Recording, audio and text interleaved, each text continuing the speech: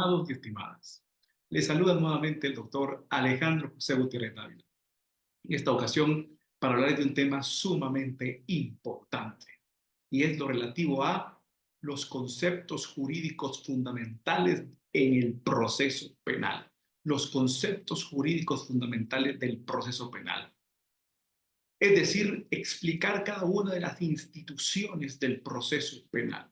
Pero antes de iniciar con este tema sumamente importante, voy a recordarles que suscriban a mi canal Filosofía del Derecho, doctor Alejandro Gutiérrez, y denle pulgar arriba a este video si les ha gustado para seguir recibiendo notificaciones relacionadas con este y otros temas de mucho interés del derecho constitucional, derecho penal, derecho procesal penal, filosofía del derecho, etcétera. Sin más, iniciamos con este interesantísimo tema, que son las instituciones fundamentales del proceso penal. Pues bien, al hablar del proceso penal tenemos que recordar la teoría general del proceso. Y el proceso, ¿qué es el proceso? El proceso es una serie de actos procesales sucesivos en el tiempo, cada uno de los cuales es consecuencia del anterior y presupuesto del siguiente, excepto el primero, que es el primer acto por medio del cual inicia el proceso, y el último, que es la sentencia con la cual finaliza el proceso. Una vez entendido qué es el proceso, tenemos entonces que analizar el concepto jurídico de proceso penal. El proceso penal entonces es una serie de actos y etapas procesales que tienen como objetivo fundamental averiguar la existencia de la comisión de un hecho señalado como delito, determinar quién lo pudo haber cometido y quién participó en él y establecer cuál es la naturaleza de la víctima y la reparación integral que ésta necesitará como consecuencia de la vulneración de sus bienes jurídicos tutelados por parte de quien cometió el delito. Muy importante. Aquí vemos entonces qué es el proceso penal. Y entonces, esto nos lleva a entender cuáles son los objetivos del proceso penal. Y los objetivos del proceso penal es averiguar la verdad. ¿Y cuál verdad? La verdad material. ¿Quién, si existió un delito? Muy importante. Repito, los tres objetivos fundamentales del proceso penal son, en primer lugar, averiguar la verdad. ¿Y qué verdad? La existencia del delito, averiguar si existió un delito. En segundo lugar, averiguar quién lo pudo haber cometido, quién y quiénes pudieron haber participado en él. Y en tercer lugar, establecer de qué manera se provocó el daño en los bienes jurídicos tutelados de la víctima para poder establecer y determinar los niveles de reparación de esta. Esos son los tres objetivos fundamentales del proceso penal. Entonces, vemos que averiguar la verdad, averiguar la existencia del delito en el proceso penal es muy importante. Pero para eso se requiere la teoría del delito. ¿Y qué es la teoría del delito? Son todos aquellos elementos científicos, jurídicos, que sirven de fundamento para establecer cada uno de los componentes del hecho, conducta señalado como delito, que van desde una acción hasta su selección normativa, que es la tipicidad, pasando por la contrariedad del ordenamiento jurídico, que es la antijuridicidad, y por supuesto la responsabilidad de quien es el que tiene el dominio de ese acto típico antijurídico, que es la culpabilidad previa imputabilidad para establecer la responsabilidad. Eso quiere decir que hay distintas categorías dogmáticas que van a establecer la existencia del delito, que son la acción, la tipicidad, la antijuridicidad, la culpabilidad, la imputabilidad y, por supuesto, la punibilidad.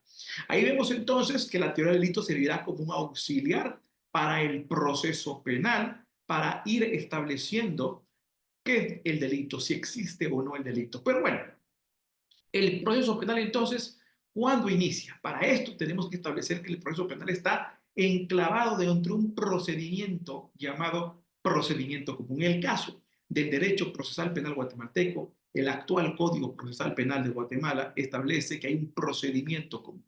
Y ese procedimiento común tiene distintas fases. La primera fase, la etapa preparatoria, la fase intermedia.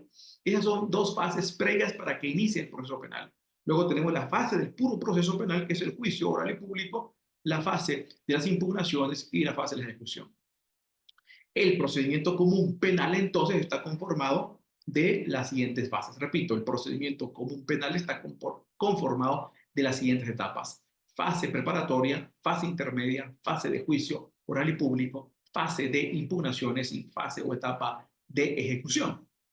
las dos primeras etapas, la fase preparatoria y la etapa intermedia, son los filtros depurativos que van a servir para preparar el proceso penal, para determinar si existe o no existe el proceso penal. Eso es muy importante establecerlo. Una vez se ha agotado la fase preparatoria y la fase intermedia, entonces pasamos a la tercera fase, y la tercera fase, por supuesto, se refiere al verdadero proceso penal, que es la fase de juicio oral y público.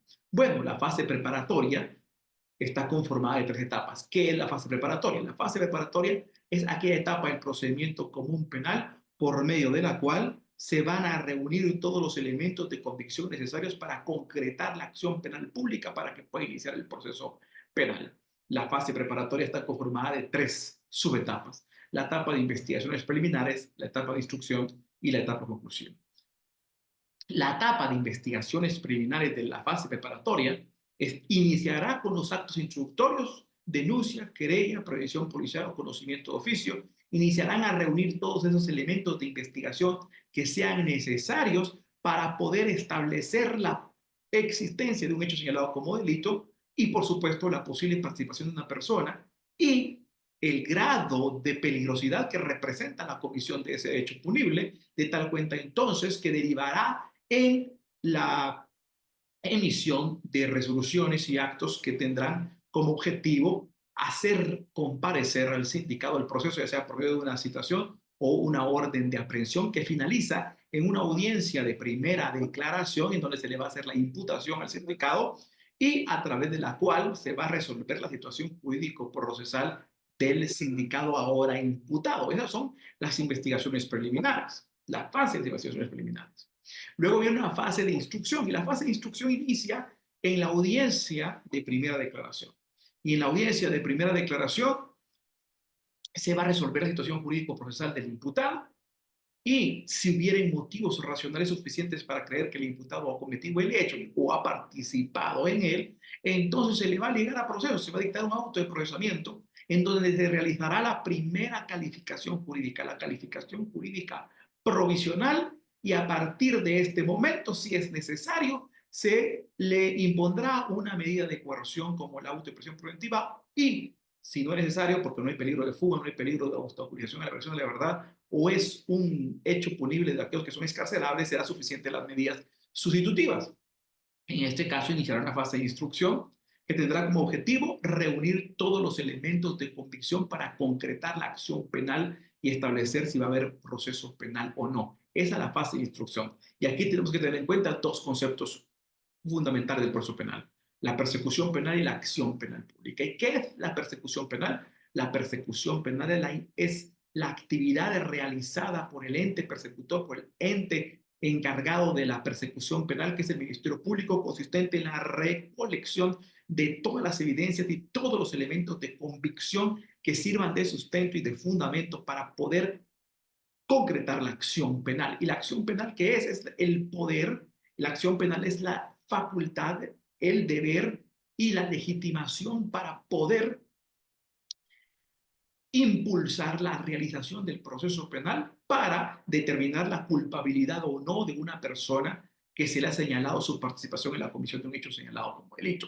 Y eso es la acción penal. Ahora, una vez que ha terminado la fase de instrucción, tenemos la etapa conclusiva. Y la etapa conclusiva de la fase preparatoria, ¿qué es? Es aquella etapa por medio de la cual el ente persecutor, el ente encargado de la acción penal pública, como es el Ministerio Público, formulará un acto conclusivo por medio del cual determinará si es necesario o no que haya proceso penal. De tal cuenta que si es necesario que exista el proceso penal, formulará una acusación en la cual determinará la existencia de una acción típica antijurídica, es decir, la existencia de un injusto penal, y establecerá el bagaje de elementos de convicción necesarios que van a establecer la posibilidad de probar la culpabilidad del procesado en el juicio. Esa es la etapa conclusiva.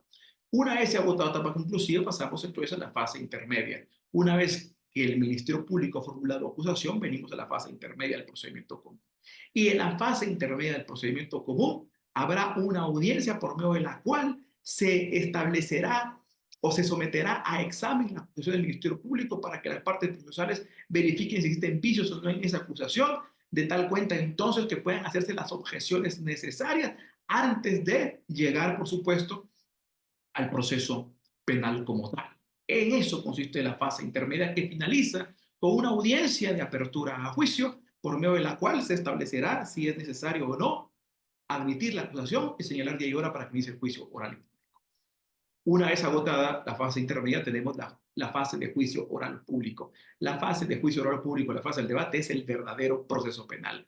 ¿Y qué es el juicio oral público? ¿Qué es el proceso penal? El juicio oral público es aquella etapa por medio de la cual se diligenciarán todos los medios de prueba. Fíjense bien, el juicio oral y público, el debate, es decir, el verdadero proceso penal, es aquel que tiene como objetivo diligenciar todos los medios de prueba admitidos, prueba testimonial, prueba material, prueba pericial, para establecer si existe la culpabilidad o no del procesado dentro del proceso penal. Si existe la culpabilidad, entonces se le va a atribuir la responsabilidad del injusto penal y habrá un juicio de reproche al autor. Al haber un juicio de reproche al autor, entonces se establecerá la responsabilidad del procesado y citará sentencia condenatoria. Ese es el objetivo del juicio oral y público. Una vez finalizada la fase de juicio oral y público, viene la fase de impugnaciones.